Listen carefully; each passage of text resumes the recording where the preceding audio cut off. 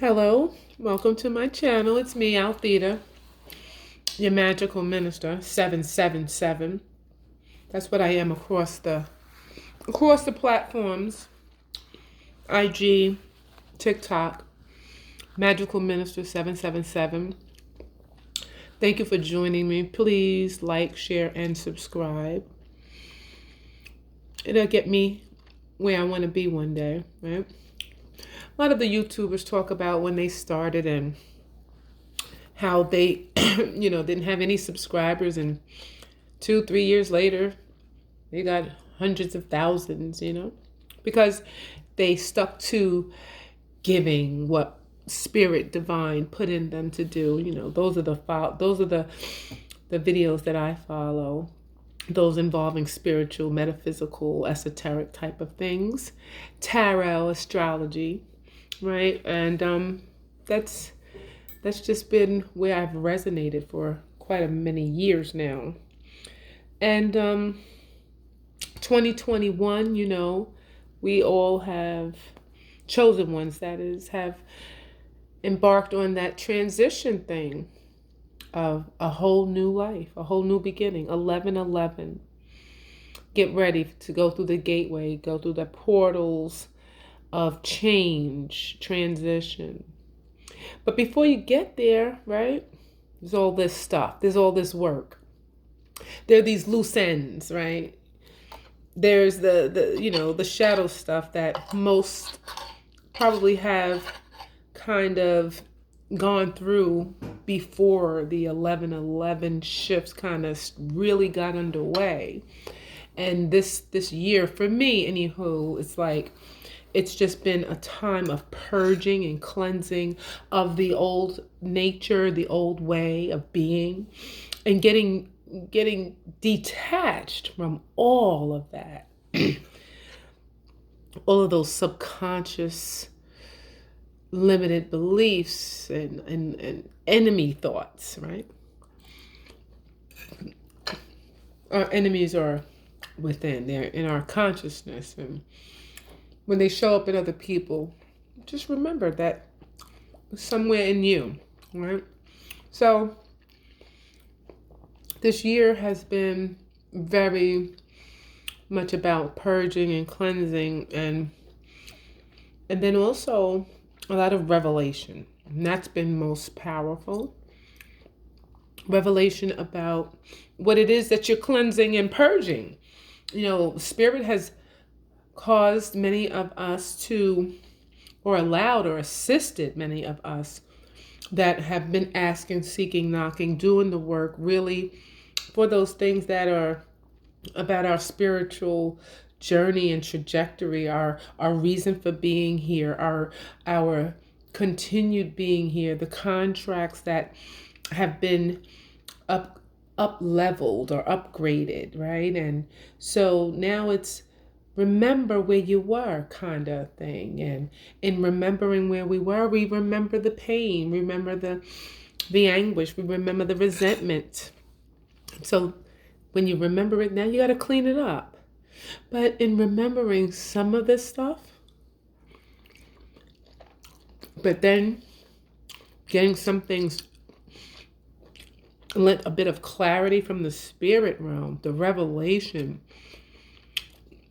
it goes beyond you, or it's gone beyond me being a chosen one and having to deal with different levels of resentment from oppositional energies that I had been placed to engage with on that journey, right? So now it's the revelation, the real clarity, the sourcing of the issue at hand. That's where the real meat and potatoes comes. Because when you start to source the root, to get to that root and root up the source of those generational, ancestral, dysfunctional cords, and you realize that those cords run deeper than you thought. Because chosen ones and those that are called to this particular task, journey, track, We've known the dysfunction in our bloodlines, and we know we're called to heal, as I am, and I have, right? And so, but then when you realize, wait a minute, this is bigger than me. This is truly generational. And not only was it me that was identified and targeted as having light and those those adversaries, those haters wanting to diminish your light, but that, Althea, that's a generational trait. And it extends beyond your bloodline to your bloodline's friend line, your bloodline's sisterhood line, your bloodline's in-law line. So you wonder why you have conflict and generational repetitive cycles, even in communities, even in families, extended family type of setups. Why does this continue to be a source of contention for this particular bloodline? Why is it that this family on this part of the block are the families that have been targeted and identified as having, maybe they have a set of tragedies that happen to that family, that bloodline? Maybe there's one life cut short too many in a particular family. And where did that come from? Do people have curses on them? And how did the people in their community respond to that family and going through that particular trajectory? Or how did they respond to the family down the block with the grandmother who raised her granddaughter that came out of, jail, and she raised all of her children above the rim, so to speak? Above average, let me correct myself, a grandmother who worked very hard, 25, 30 years of her life, more than that, right? And took care of 9 children. And, what was the likelihood that she was favored on the block? I know she was respected, but, there's always those that respect you and hate you at the same time, isn't there? We talking real talk. And that is the hard part of this revelatory time in which I have to reconcile accounts. I have to reconcile, and I have been reconciling some issues that are bloodline related and identifying those things not only in my family but in my extended family, because again, these things bleed out into our community. And then when you realize that everybody's on the chopping board, and you've got to evaluate, you've got to see who are you with, or who is with you and who is not really with you, who's not coming with you. What energies, what thoughts, what patterns do you need to cut off? These are not people, it's energies, behaviors, and patterns that are not working, that are not serving families well, that are not serving communities well. You've got to deny them their power, but not by not serving them, by not participating. You dry it out. So sometimes that's what pulling away from everything and everyone is about, drying out the system so you can start over. 1111 is here. And it's time, it's a great time to make the final changes in your consciousness and in your conversation, right? In your way of being. Make the shift.